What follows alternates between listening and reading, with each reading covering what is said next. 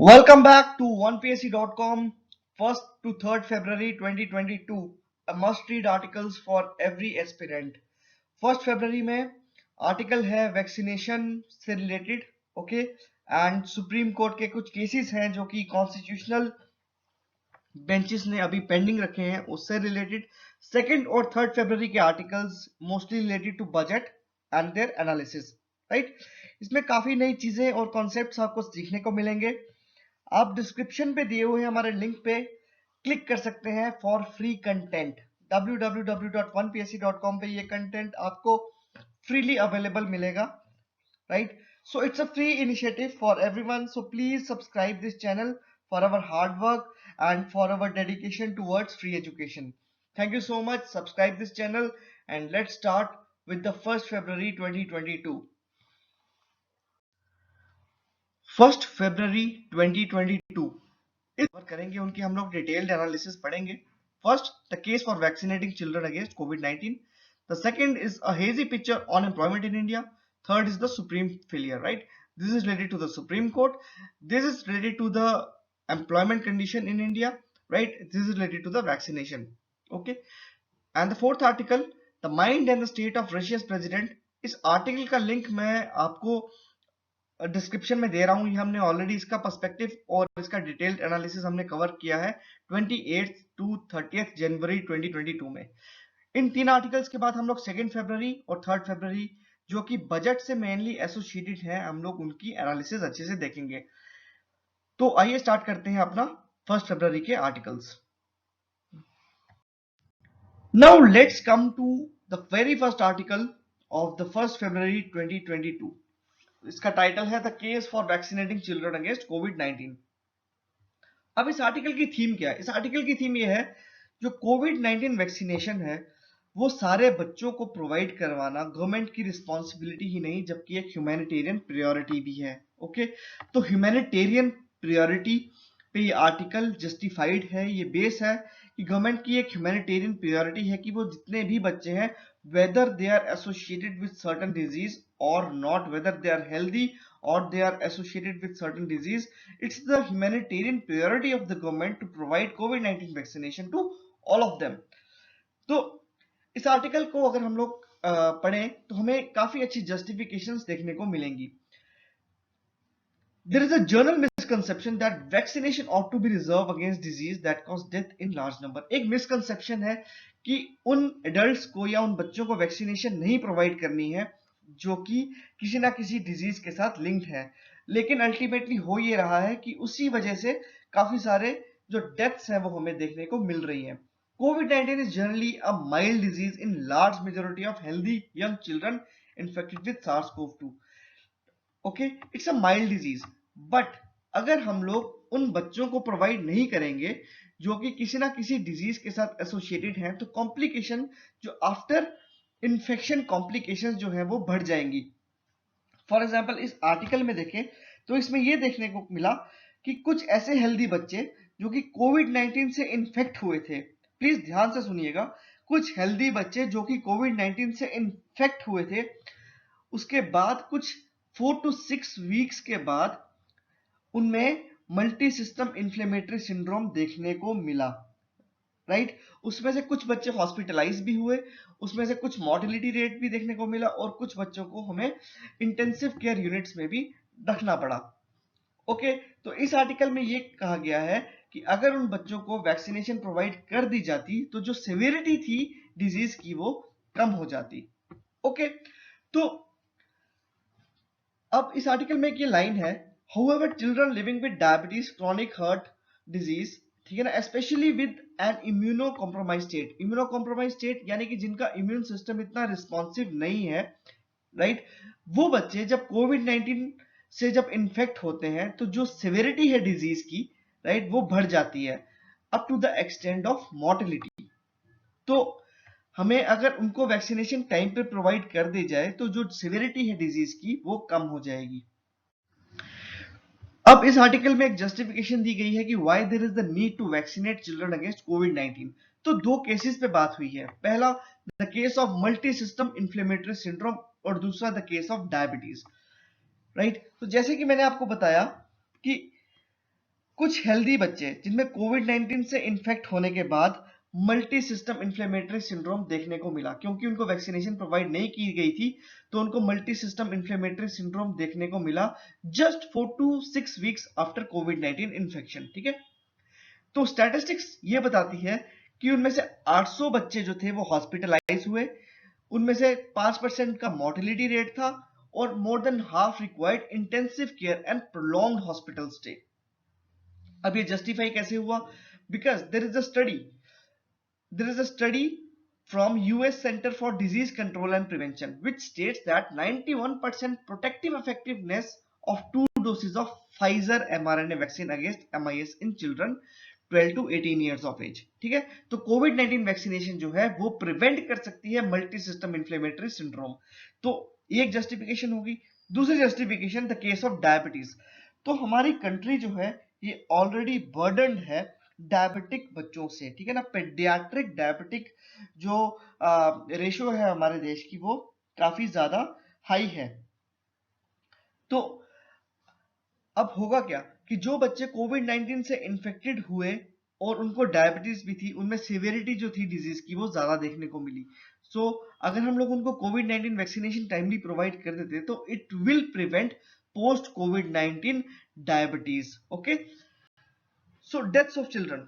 UNICEF shows that 0.4% of total 3.5 million COVID-19 deaths were in children and adolescent.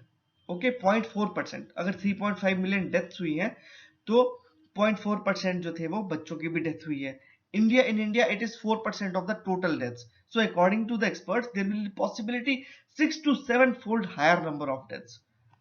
Okay, so what are the other disease associated with children? So इतने सारे disease हैं जो कि हमारी already हमारी country में बच्चों में काफी ज्यादा देखने को मिलती हैं। जैसे कि मैं आपको बताऊं, around 2 lakh children were born with congenital heart defects every year in India.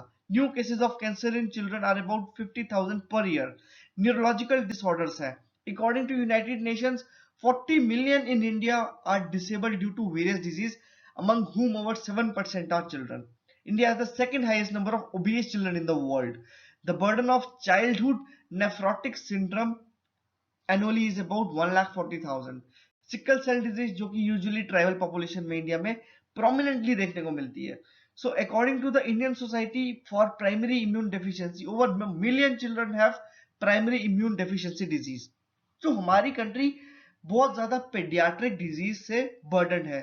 तो एक ह्यूमैनिटेरियन प्रायोरिटी है गवर्नमेंट की कि इन बच्चों को जल्द से जल्द कोविड 19 वैक्सीनेशन प्रोवाइड की जाए।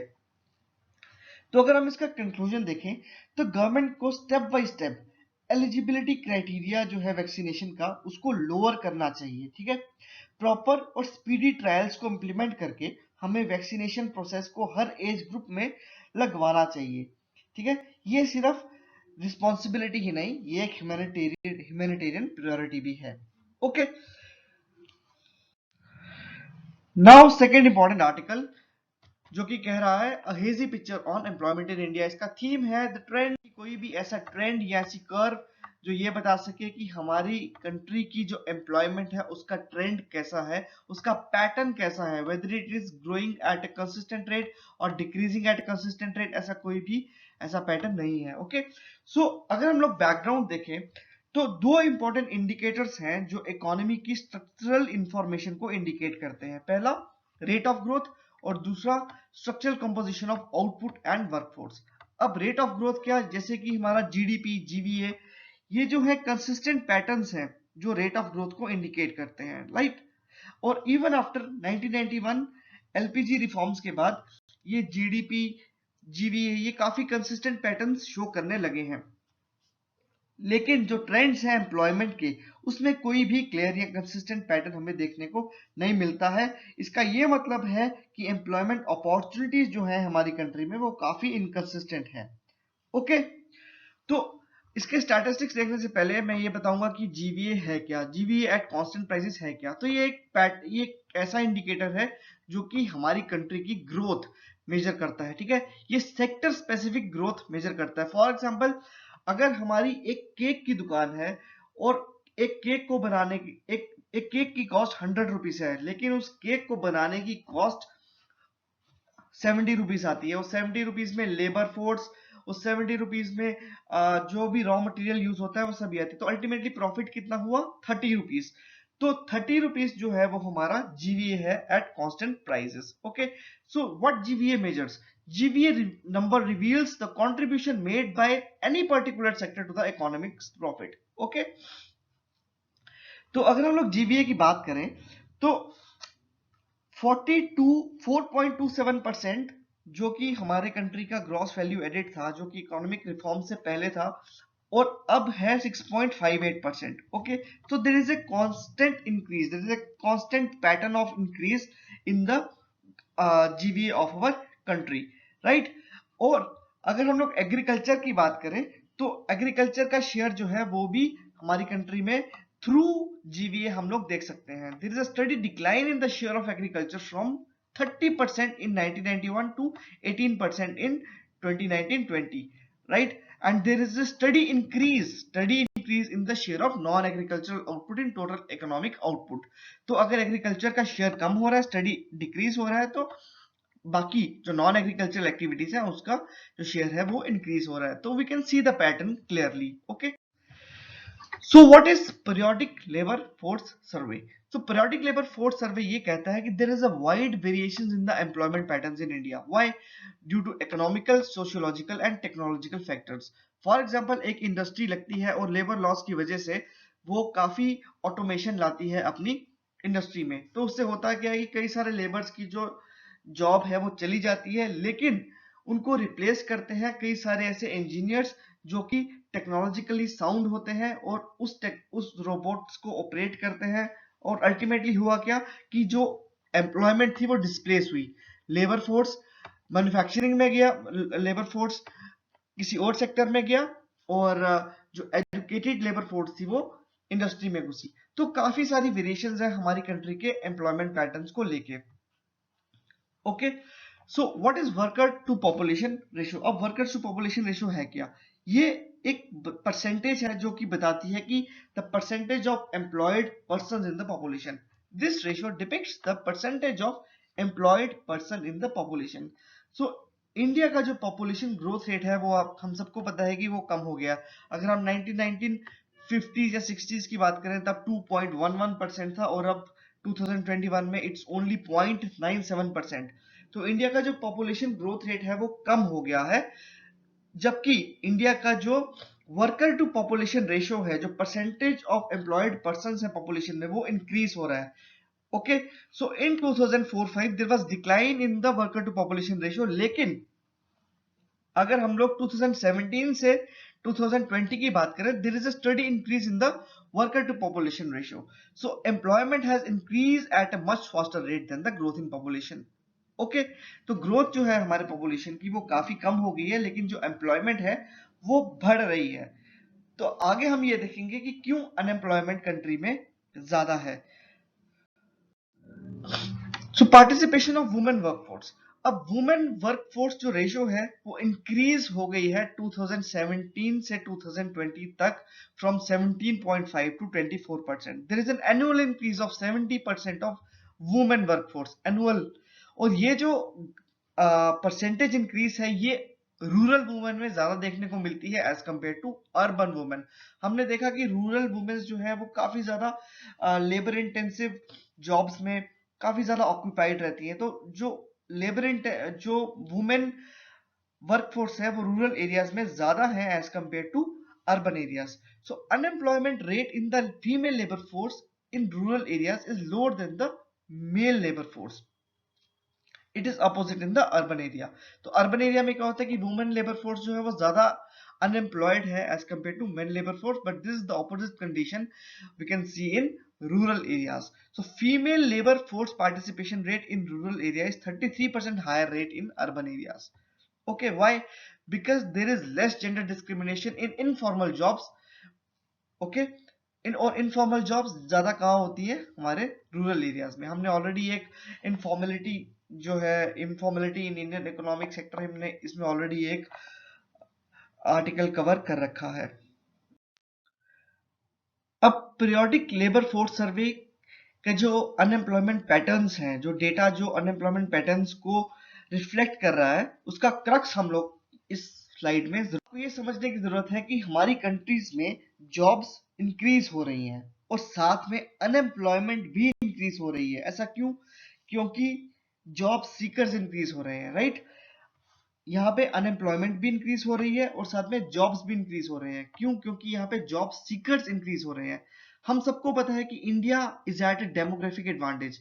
इंडिया में जो यूथ है वो बहुत ज्यादा है as compared to the adult population. तो ऑफ कोर्स यहाँ पे जॉब सीकर्स जो है वो ज्यादा तेजी से बढ़ रहे हैं और ग्रोथ भी है, ज्यादा तेजी से बढ़ रही है। लेकिन मैन्युफैक्चरिंग सेक्टर जो कि स्पेशली लेबर इंटेंसिव होती है, वहां पे बहुत ही कम जॉब जो है हमें देखने को मिलती है। इसकी वजह से जो हमारी मेजर लेबर फोर्स है वो एब्जॉर्ब नहीं हो पाती। Employment in the manufacturing sector showed a major increase whereas it is more in construction activity.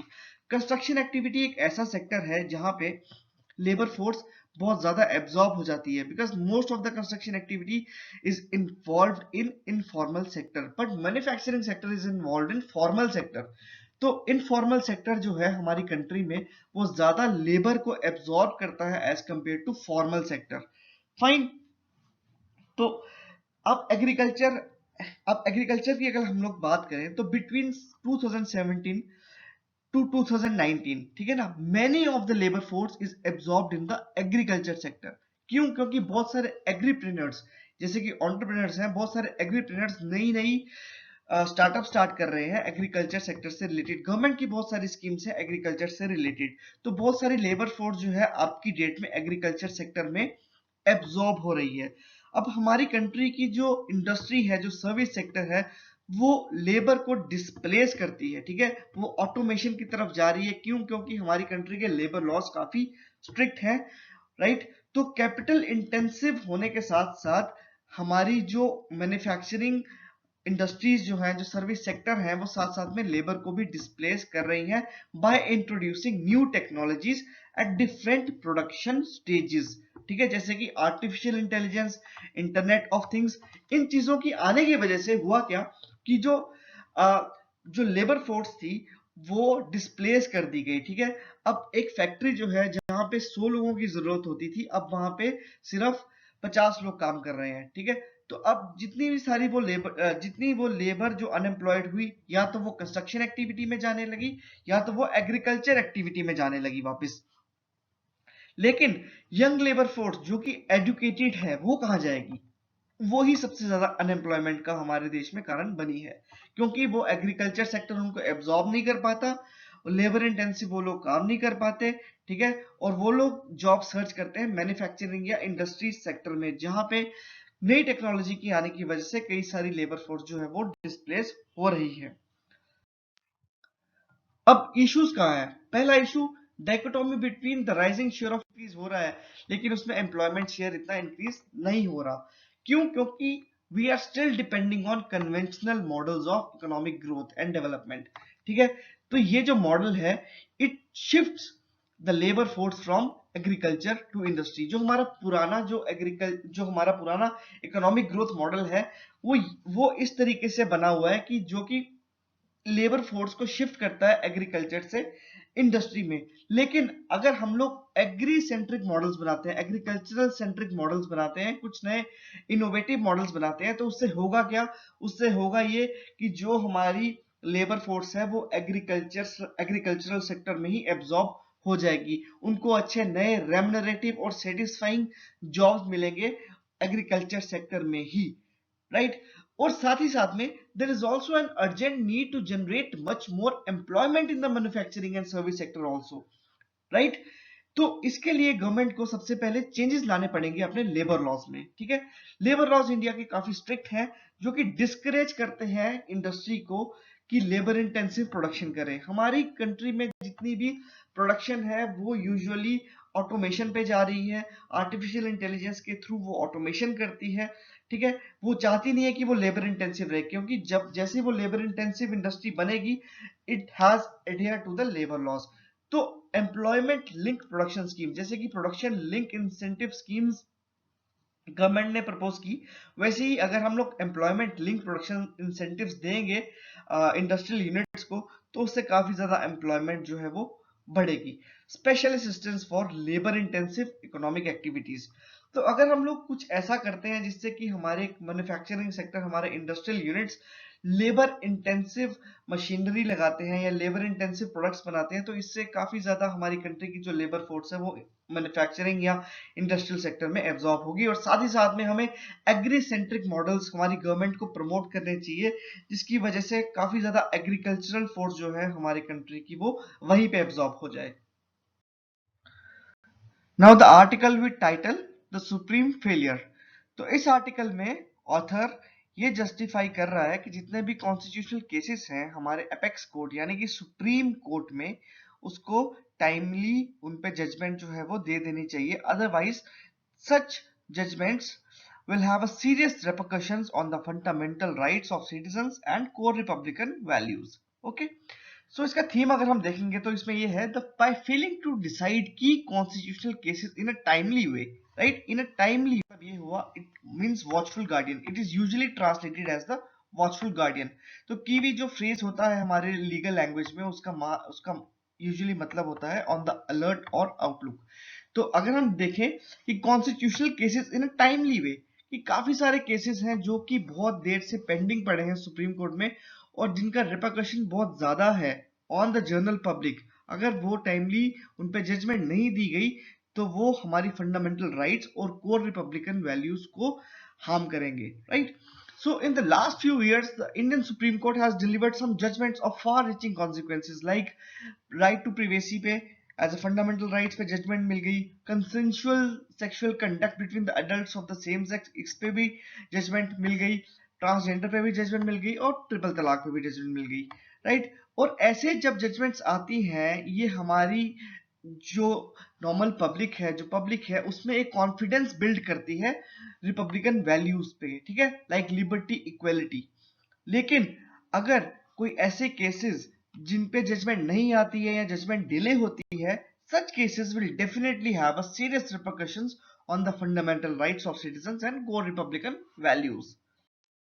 अब about the pending cases before the Supreme court, अब एक विधि सेंटर फॉर लीगल पॉलिसी, ये एक इंडिपेंडेंट थिंक टैंक है, इसने ये बताया कि there are many cases pending before the constitutional benches, right, 25 main cases pending before the 5 जज कॉन्स्टिट्यूशनल बेंच। तो आप हमें कमेंट में ये जरूर बताएंगे कि सुप्रीम कोर्ट में कितने जजेस के कॉन्स्टिट्यूशनल बेंचेस होते हैं, 5 जज, 7 जज, 9 जज, और कितने कॉन्स्टिट्यूशनल बेंचेस जो है सुप्रीम कोर्ट में हमारे हैं, राइट। तो ये आप प्लीज हमें कमेंट में बताएंगे। Also there are more than 500 connected cases to these cases, और all these cases, all these legal matters have serious repercussions on the fundamental rights of ordinary citizens and core republican values.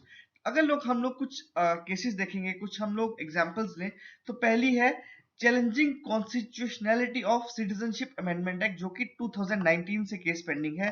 370 का case pending है, जिसने split की थी जम्मू कश्मीर को 2 union territories में, ठीक है, और उन्होंने 370 आर्टिकल जो था वो जेएनके से एबॉलिश किया था, right.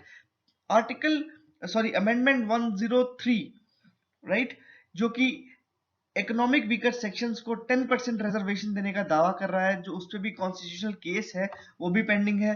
Constitutional challenge to the electoral bond scheme, तो ये जो 4 एक लैंडमार्क केसेस हैं जो ऑलरेडी पेंडिंग है सुप्रीम कोर्ट में, उसको सॉल्व करने पे सुप्रीम कोर्ट को थोड़ा सा टाइमली एक्ट करना चाहिए, right.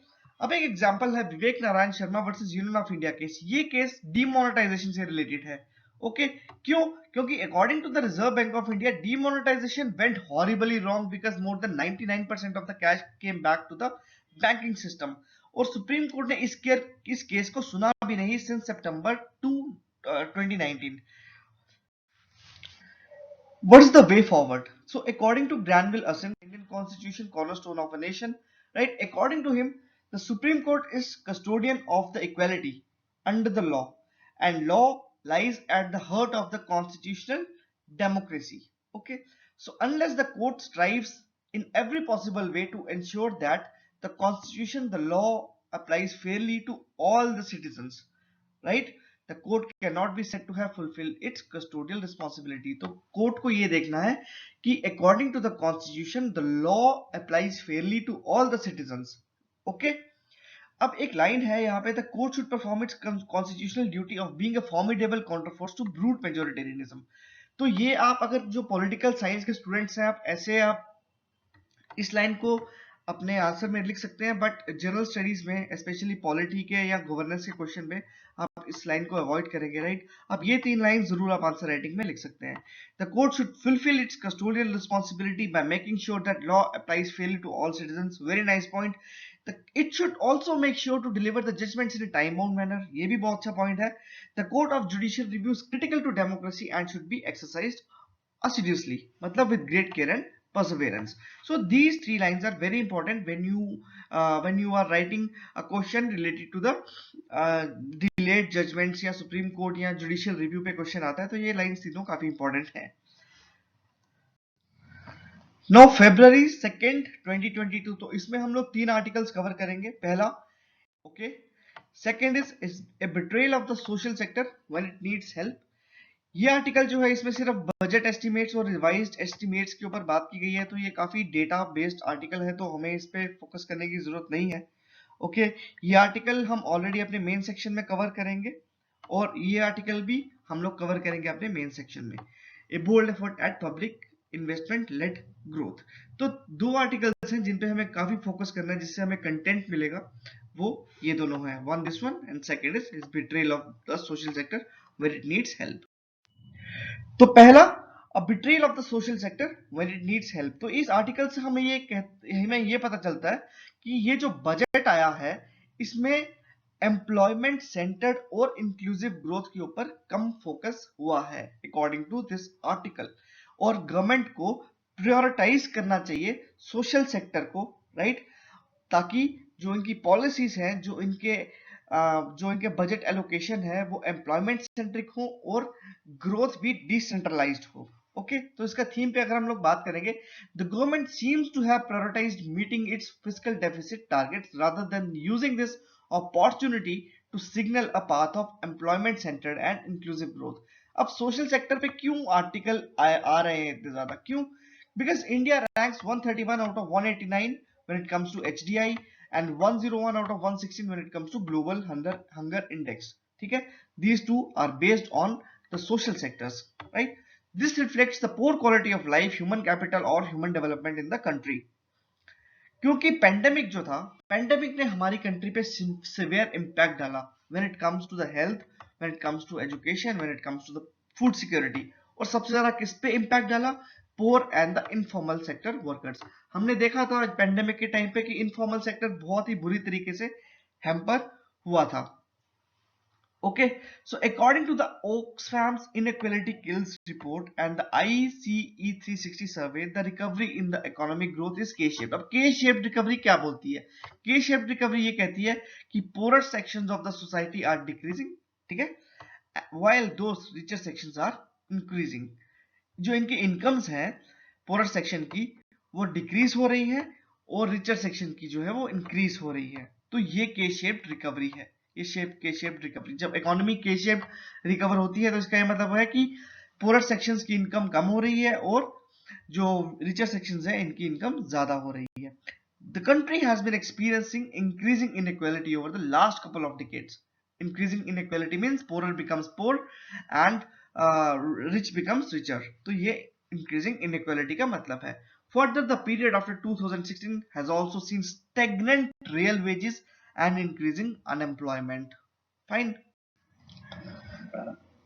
Now, budgetary allocations for the social sector। अब सबसे पहले हम लोग एजुकेशन को, class 1 TV channel, obviously this is a very good step.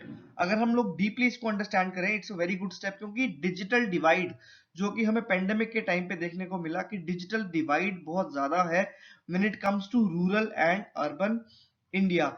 Digital divide मतलब हमारे रूरल इंडिया में इतना ज्यादा इंफ्रास्ट्रक्चर नहीं है कि बच्चे डिजिटली पढ़ाई कर सके, ना वहाँ पे इंटरनेट फैसिलिटी प्रॉपर है, ना बच्चों के पास मोबाइल फोन्स है, ना इंटरनेट फैसिलिटी है, ना ऐसी लेबोरेटरीज हैं, ऐसे केंद्र हैं जहाँ पे बच्चे जाके अपनी डिजिटल एजुकेशन प्राप्त कर सकें। तो एक टीवी एक ऐसा माध्यम है जहाँ से बच्चे डिजिटल एजुकेशन प्राप्त कर सकते हैं। तो 1+1 TV channel is obviously a very good step, but एक और चीज जो इसमें हो सकती थी कि enhanced budget allocation for schools, क्योंकि स्कूल्स काफी दिनों के बाद खुल रहे हैं, काफी सालों के बाद खुल रहे हैं, और पेंडेमिक की वजह से इन पर्सन टीचिंग काफी हैम्पर हुई है।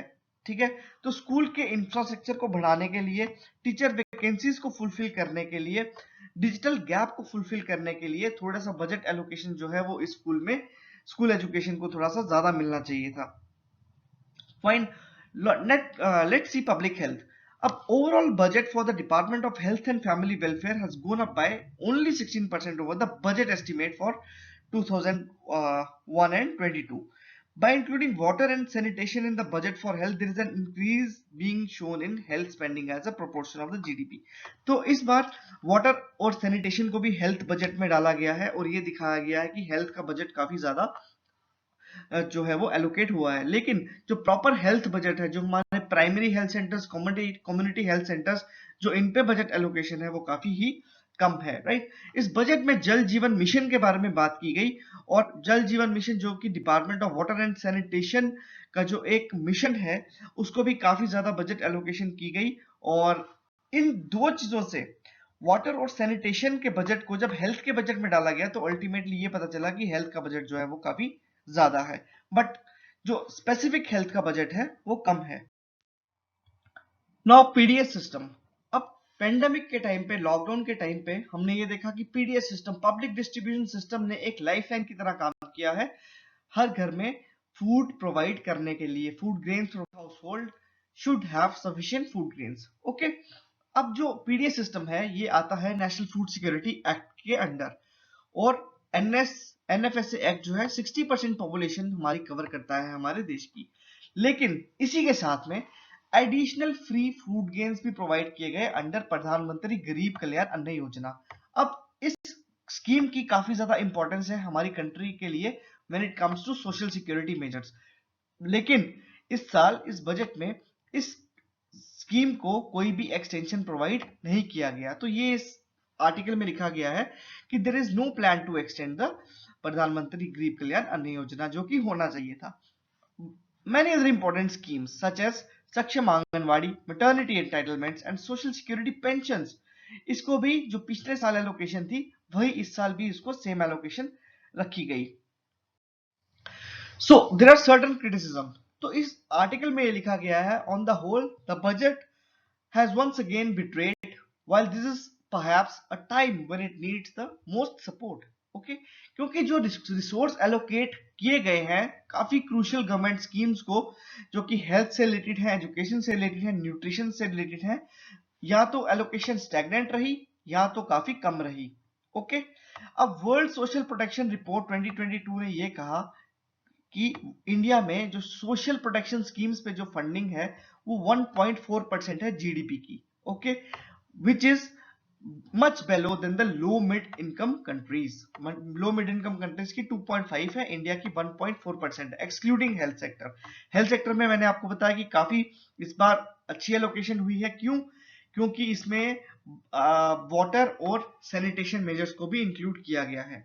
So budgets on health and education has also been low, much below the desired levels of 3% and 6% of the GDP. So the continued negligence does not bode well for inclusive development in India. India is a developing country which strictly needs inclusive development. Budget has taken a conservative view and seems to have prioritized meeting its fiscal deficit targets rather than using this opportunity to signal a path of the employment center and inclusive growth. तो ये आप इसको conclusion लिख सकते हैं अपने answer में। Okay, so an article with title a take away is the good infrastructure push. तो इस बार यूनियन बजट में कैपिटल एक्सपेंडिचर को काफी ज्यादा एलोकेशन हुई है, ठीक है, and which is a welcome step. लेकिन इसके साथ साथ ये भी कहा गया कि फिस्कल कंसोलिडेशन पे भी हमें ध्यान देना चाहिए। अब जब गवर्नमेंट ज्यादा खर्चा कर रही है तो ऑब्वियसली हमें उसके डेफिसिट को भी हमें देखना पड़ेगा। तो फिस्कल कंसोलिडेशन है क्या? अब इस आर्टिकल से रिलेटेड स्टैटिस्टिक्स है, मैं आपको उसका ओवरव्यू दे सकूं और आपको एक जनरल एक लैंग्वेज में समझा सकूं। ओके, तो फिस्कल कंसोलिडेशन ऐसी पॉलिसीज गवर्नमेंट की जिससे वो अपना डेफिसिट जो है वो कम कर सके, ठीक है, जो उसके रेवेन्यू और उसके एक्सपेंडिचर में जो डिफरेंस है वो कम हो सके, ठीक है। तो गवर्नमेंट कई बार ऐसी पॉलिसीज अपनाती है जिससे उनके जो डेफिसिट है वो कम हो सके। तो इस बार 2022-2023 का जो बजट है, इसमें नॉमिनल जीडीपी का एस्टिमेट है 11.1% और रियल जीडीपी का जो एस्टिमेट है वो 8 to 8.5%। अब नॉमिनल जीडीपी क्या है? नॉमिनल जीडीपी ये है कि जितना भी हमारी कंट्री में वैल्यू मैन्युफैक्चर हो रही है, जितनी भी हमारी कंट्री में गुड्स मैन्युफैक्चर हो रही हैं, उन सब का aggregate amount, right, without inflation. Real GDP, it's a GDP with inflation. तो ऑफ कोर्स ये ज्यादा होगी वैल्यू हमेशा, ये कम होगी, क्योंकि ये इन्फ्लेशन एडजस्टेड जीडीपी होती है रियल जीडीपी। तो ऑफ कोर्स महंगाई को एडजस्ट करने के बाद जो भी अल्टीमेट जो रिजल्ट, जो नेट जीडीपी निकलती है, उसको रियल जीडीपी कहते हैं, और वो हमेशा नॉमिनल जीडीपी से कम होगी। ओके, तो इस बार अगर हमारी कंट्री में काफी ज्यादा रेवेन्यू एक्सपेंडिचर किया गया है तो हमें फिस्कल कंसोलिडेशन पे भी ध्यान रखना होगा, राइट। तो अब अगर हम लोग बात करें कि रेवेन्यू और एक्सपेंडिचर की अगर हम लोग बात करें, तो एक बात आती है कि गवर्नमेंट अगर खर्चा ज्यादा कर रही है, अगर गवर्नमेंट का एक्सपेंडिचर ज्यादा है और रेवेन्यू कम है, रेवेन्यू गवर्नमेंट कैसे कमाएगी? टैक्स कलेक्ट करके, डिविडेंड्स कलेक्ट करके। तो अल्टीमेटली अगर गवर्नमेंट का रेवेन्यू कम है, उसके टैक्स कलेक्शन की पावर कम है, उसके डिविडेंड्स कम अर्न कर रही है, तो टैक्स बेयोंसी जो है वो कम हो जाएगी। ओके, लेकिन गवर्नमेंट इसको इस तरीके से जस्टिफाई कर रही है कि इससे एक स्ट्रक्चरल चेंज आएगा, हमारी इंडिया में स्ट्रक्चरल चेंज आएगा, जिससे कि एम्प्लॉयमेंट जो है वो ज्यादा से ज्यादा जनरेट होगी, राइट। तो अब गवर्नमेंट ये बताती है कि गवर्नमेंट का जो ग्रॉस और नेट टैक्स रेवेन्यूज है वो 24.1% है और 23.8% है, राइट, जो कि जिसकी वजह से गवर्नमेंट की जो टैक्स बियॉन्सी है वो 0.9% हो जाएगी। तो टैक्स बियॉन्सी किसको बोलते हैं हम लोग? Tax buoyancy it refers to the responsiveness of the tax revenue growth to changes in GDP. जितना भी गवर्नमेंट टैक्स रेवेन्यू कलेक्ट करती है in response to its GDP, उसको हम टैक्स बियॉन्सी कहते हैं, ठीक है। तो नॉर्मली ये 2.1 ऐसे वेरी करेगी, लेकिन अगर गवर्नमेंट ज्यादा कैपिटल एक्सपेंडिचर इन्फ्यूज कर रही है, ज्यादा कैपिटल एक्सपेंडिचर लगा रही है, तो ऑफ कोर्स ये थोड़ा सा टैक्स बियॉन्सी जो है कम हो जाएगी, फाइन। तो अगर हम लोग इस बारे में देखें कि अगर गवर्नमेंट चाहती है कि हमारे देश में स्ट्रक्चरल चेंज आए और अल्टीमेट आउटपुट जो है वो बढ़े, जिससे एम्प्लॉयमेंट बढ़े, तो गवर्नमेंट को जो है वो कैपिटल एक्सपेंडिचर जो है वो इन्फ्यूज करना पड़ेगा, फाइन। सो ये जो सब डेटा है इकोनॉमिक सर्वे का, ये हमारे आंसर राइटिंग में किसी ज्यादा काम के आने नहीं वाला, लेकिन हम लोग अगर अल्टीमेटली इसका अगर हम लोग क्रक्स देखें, तो हम लोग ये देखते हैं कि गवर्नमेंट का अगर कर्जा जो है वो बढ़ रहा है, राइट, गवर्नमेंट अपना कर्जा बढ़ा रही है, क्यों? क्योंकि गवर्नमेंट को चाहिए कि वो ज्यादा से ज्यादा जॉब्स निकाल सके, ज्यादा से ज्यादा ग्रीन फील्ड प्रोजेक्ट्स को ला सके। तो उसी के साथ साथ फिजिकल रिस्पॉन्सिबिलिटी और बजट मैनेजमेंट एक्ट की ये रिस्पॉन्सिबिलिटी बनती है कि वो एक सस्टेनेबल पाथ दे सके, ठीक है, जिससे कि हमारी कंट्री का फिजिकल डेफिसिट और जो कर्जा है हमारे देश पे वो मेंटेन रह सके, ठीक है, राइट। सो एक प्रॉपर असेसमेंट टैक्स बयानसी की और नॉमिनल जीडीपी की ग्रोथ असम्पशंस को देखते हुए हमें एक ऐसा फिजिकल स्पेस बनाना है जिससे कि गवर्नमेंट खर्चा भी ज्यादा कर सके और वो ज्यादा कर्जे में भी ना आए। उससे क्या होगा कि हमारी पॉलिसी जो है वो सस्टेन रहेगी, इन्फ्लेशन भी कम बढ़ेगी और फिजिकल डेफिसिट भी हमें हमारी गवर्नमेंट पे कम होगा, फाइन। नाउ 3 फरवरी 2022। सो इस एडिशन में हम लोग दो important, India Britain free trade unlocking new opportunities, और दूसरा creating jobs by increasing capital expenditure. Okay,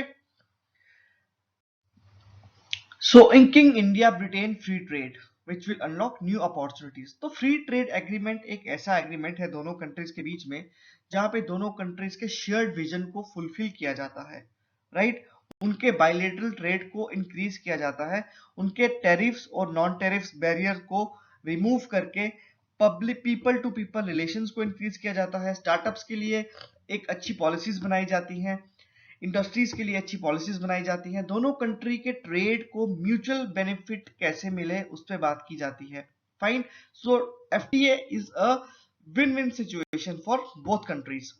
तो अगर हम लोग इसकी बैकग्राउंड देखेंगे तो प्राइम मिनिस्टर नरेंद्र मोदी जो कि इंडियन प्राइम मिनिस्टर हैं, बोरिस जॉनसन जो कि ब्रिटिश प्राइम मिनिस्टर हैं, उन्होंने एक अपना शेयर्ड विजन दोनों ने एक दूसरे के साथ शेयर किया था, जिससे वो दोनों बाइलेटरल ट्रेड को डबल करना चाहते थे by 2030। Okay, so they directed their governments to take rapid steps to reduce barriers to trade and to complete the groundwork necessary to begin work on a FTA by the end of 2021। तो हम लोग देखेंगे कि कौन कौन से sectors हैं जहां पे दोनों कंट्रीज अपना शेयर्ड विजन जो है वो शेयर करती है। तो initiative taken, unlocking the export of British apples to India, ये काफी एक अच्छा इशू है। अगर ये सॉल्व हो जाए तो काफी ज्यादा बेनिफिशियल रहेगा ब्रिटिश के लिए। Export shrimp to the UK. Okay, recently India's Commerce Minister and the UK's International Trade Secretary announced their shared ambition to finish negotiation on a comprehensive and balanced FTA by the end of 2022। तो ये initiative जो है ये लिए गए हैं। अब bilateral investments की बात करें तो इन फॉर एग्जांपल बार्कलेस जो कि एक ब्रिटिश कंपनी है, उसने अपना ऑफिस खोला है पुणे में। जेसीबी भी इंडिया में काफी ज्यादा उसका इम्पैक्ट है। हिंदुस्तान लीवर का हेडक्वार्टर है मुंबई में। From India to UK, India is already a big investor into the UK, especially in a dynamic sector such as fintech, electric vehicles and batteries. So UK is a very lucrative market for Indian startups। Okay, and recently Acer group और ओला electric ने भी अपने investments announce किए UK को लेके। And in nearly 600 UK companies in India employing more than 3,20,000 people. So it's a huge diaspora of India in Britain.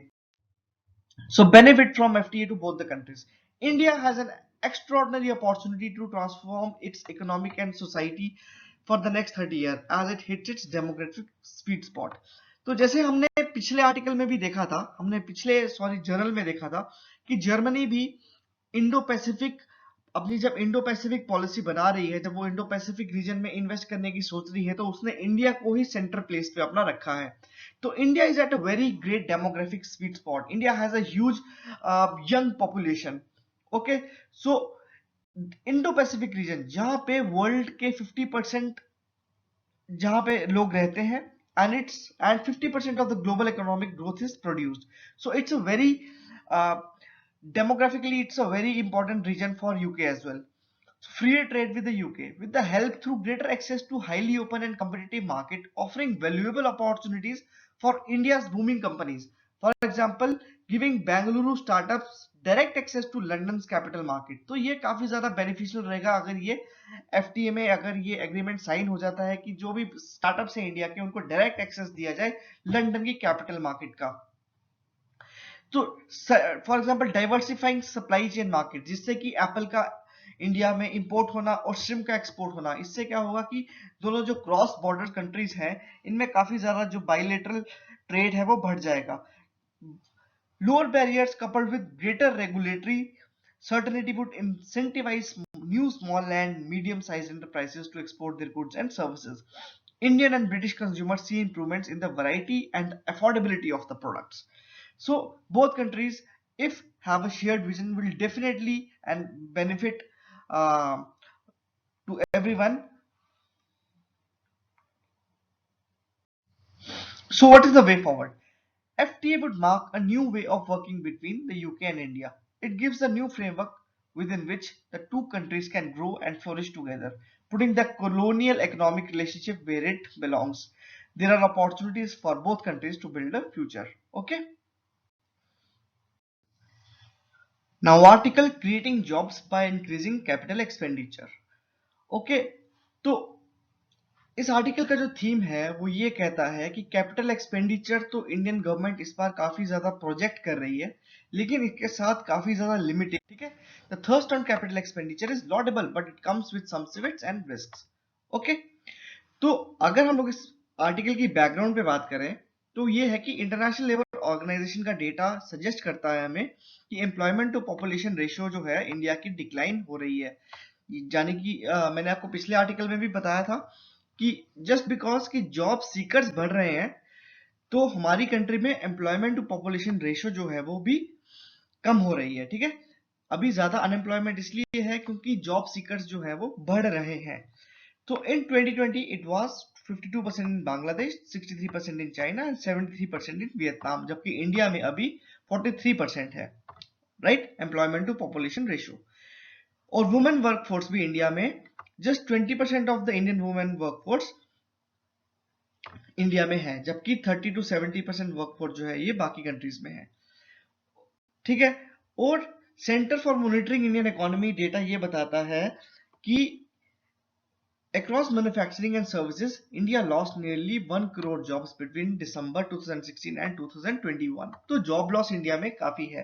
Basically India में labour displacement हो रही है, लेबर डिस्प्लेसमेंट ज्यादा है क्योंकि जो इंडस्ट्रीज है वो काफी ज्यादा ऑटोमेशन की तरफ जा रही हैं, तो जो लेबर्स थे या तो वो एग्रीकल्चर सेक्टर में एब्जॉर्ब हो रहे हैं या वो कंस्ट्रक्शन सेक्टर में एब्जॉर्ब हो रहे हैं। तो मैन्युफैक्चरिंग और सर्विसेज सेक्टर में जो लेबर की जॉब्स हैं वो अल्टीमेटली कम हो रही हैं, तो हम इसको जॉब लॉस का रूप दे रहे हैं। और ओके, अब कैपिटल एक्सपेंडिचर है क्या? इस आर्टिकल का जो बेस है वो बात करता है कैपिटल एक्सपेंडिचर और रेवेन्यू एक्सपेंडिचर पे। अब हमें देखना है कि कैपिटल एक्सपेंडिचर है क्या।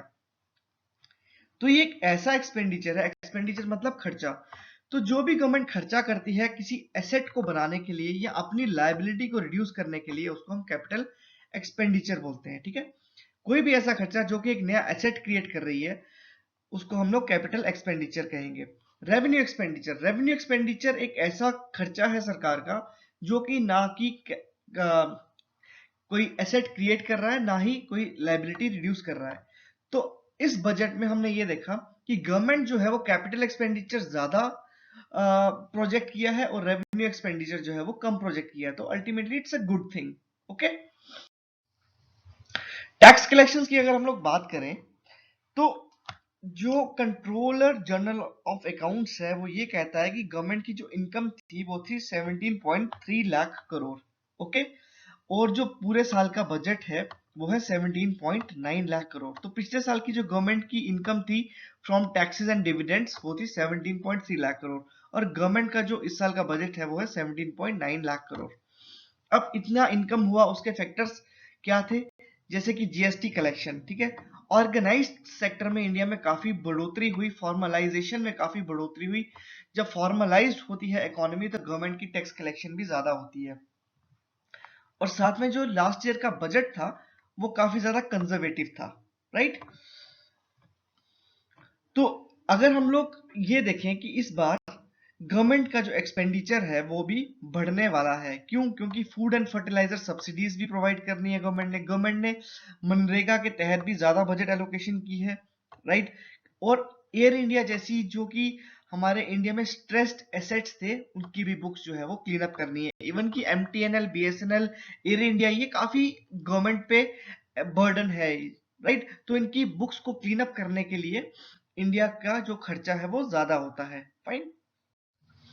So capital expenditure and job creation.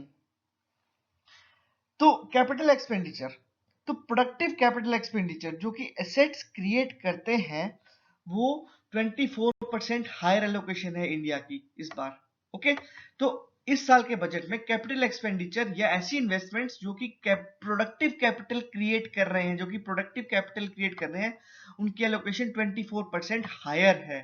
Okay, और इंडिया का इस बार रेवेन्यू एक्सपेंडिचर कितना ज्यादा हुआ है? ओनली 1%। तो 24% ज्यादा कैपिटल एक्सपेंडिचर है और 1% ज्यादा रेवेन्यू एक्सपेंडिचर है। ठीक है, तो it's a very good sign. अब कैपिटल एक्सपेंडिचर ज्यादा कैसे है? क्योंकि हम लोग अभी इन्वेस्टमेंट कर रहे हैं रोड्स पे, रेलवेज पे, फ्रेट कॉरिडोर्स पे, power, renewable energy, production link incentives पे। ठीक है, तो अल्टीमेटली होगा क्या कि इससे हमारी कंट्री की मैन्युफैक्चरिंग भी ज्यादा होगी, एसेट्स भी ज्यादा क्रिएट होंगे, जॉब्स भी ज्यादा क्रिएट होंगे और ग्रोथ भी सस्टेनेबल होगी। फाइन। तो अब जो रेवेन्यू एक्सपेंडिचर है, मैंने आपको बताया कि एक ऐसा एक्सपेंडिचर है जो कि एसेट्स क्रिएट नहीं करता। तो इसके अंदर कौन कौन सी फिगर्स आती हैं? जैसे कि salaries, pensions, interest and subsidies. Okay, तो लेकिन अब जब कैपिटल एक्सपेंडिचर ज्यादा हो रहा है तो उसकी लिमिटेशन भी क्या है?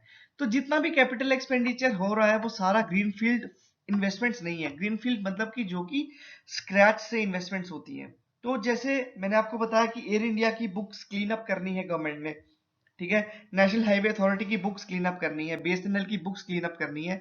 तो इसके लिए जो गवर्नमेंट का कैपिटल एक्सपेंडिचर है वो ज्यादा है। अब एयर इंडिया की जब इसको डिसइन्वेस्टमेंट की गई एयर इंडिया की, तो उसकी बुक्स जो है वो क्लीन होनी चाहिए before selling Air India to someone. Okay, तो ये हमारी कंट्री के लिए बहुत जरूरी है कि हमें कैपिटल एक्सपेंडिचर को पुश किया जाए। So while there is a visible thirst on hard capital expenditure, the outlay towards critical areas such as education, healthcare and urban infrastructure remains substitute. तो जब हमने देखा कि कैपिटल एक्सपेंडिचर जो कि एक टेंजिबल एसेट्स पे ज्यादा लगाया जा रहा है, तो एजुकेशन, हेल्थ केयर और अर्बन इंफ्रास्ट्रक्चर जो है वो पीछे रह जाते हैं। ओके, तो अब अगर कैपिटल एक्सपेंडिचर पे ज्यादा खर्चा होगा तो उससे फिजिकल डेफिसिट भी हाई होगा। गवर्नमेंट ज्यादा अगर खर्चा करती है तो होगा क्या कि उस पे लोन भी उतना ज्यादा चढ़ेगा, उस पे फिजिकल डेफिसिट भी इतना ज्यादा होगा। तो इस आर्टिकल में ये लिखा है कि इसकी लिमिटेशन ये है कि such high physical deficit can put pressure on interest rates and the Reserve Bank of India. Okay, it raises the risk of inflation. अब गवर्नमेंट इतना खर्चा कर रही है तो गवर्नमेंट को समहाउ वो इतना रेवेन्यू जो है वो कमाना भी है, तो इसका अल्टीमेटली बर्डन किस पे पड़ेगा? इंटरेस्ट रेट्स बढ़ जाएंगे, महंगाई हो जाएगी, ठीक है ना, जो करंट अकाउंट डेफिसिट है वो भी बढ़ जाएगा और अल्टीमेटली फाइनेंशियल स्टेबिलिटी पे प्रभाव पड़ेगा। Okay, so what is the way forward? अगर गवर्नमेंट इतना स्पेंड कर रही है तो ultimately it is up to the entire administration, right? State, central and local administration की पूरी रिस्पॉन्सिबिलिटी बनती है कि जितने भी फंड्स हैं उनको टाइमली यूटिलाइज किया जाए, ओके, और वर्ल्ड क्लास इंफ्रास्ट्रक्चर बनाया जाए, ठीक है। Ease of doing investments have to be continuously addressed, especially around the key areas such as land acquisition, contract enforcement and policy stability। अगर कोई ग्रीनफील्ड प्रोजेक्ट लगता है, अगर कोई प्राइवेट कंपनी इन्वेस्ट करती है, तो जो लैंड एक्विजिशन, कॉन्ट्रैक्ट एनफोर्समेंट और या पॉलिसी स्टेबिलिटी है उसको भी हमें स्मूथली फंक्शन करना चाहिए। So sustained investments in manufacturing and value added services hold the key for the growth of small businesses, jobs and our economy well being. Okay guys, तो आगे बढ़ने से पहले प्लीज सब्सक्राइब करो हमारे चैनल को, प्लीज सब्सक्राइब करो, और आई होप आपको ये सब कुछ समझ आ गया होगा। Fine, thank you so much for subscribing this video. और आपके फ्रेंड्स, कजन्स, रिलेटिव्स जो भी सिविल सर्विसेज की प्रिपरेशन कर रहे हैं या टू बी एस्पिरेंट्स हैं, प्लीज उनके साथ ये वीडियो शेयर करें। और हमारा ये इनिशिएटिव टोटली फ्री एजुकेशन के लिए है। फाइन, तो जो भी लोग जो कि सिविल सर्विसेज की प्रिपरेशन करना चाहते हैं उनके साथ ये प्लीज ये वीडियो शेयर करें और हमें कमेंट्स में बताएं कि आपको किस सेक्शन में सिविल सर्विसेज की प्रिपरेशन करते टाइम आपको प्रॉब्लम आ रही है। हम उस वीडियो को जरूर कवर करेंगे और इस आर्टिकल से या इस वीडियो से मुझे लगता है कि आपको काफी कुछ सीखने को मिलेगा। और thank you so much for watching this video. अगर आप इस वीडियो को एंड तक देख रहे हैं तो आपने काफी कुछ सीख लिया होगा। अगर कोई भी आपके मन में कोई भी सवाल है, कोई भी डाउट है, कंफ्यूजन है, तो प्लीज कमेंट करें, हमारी टीम डेडिकेटेडली आपको आंसर करेगी। Thank you so much, have a good day, tata, bye bye.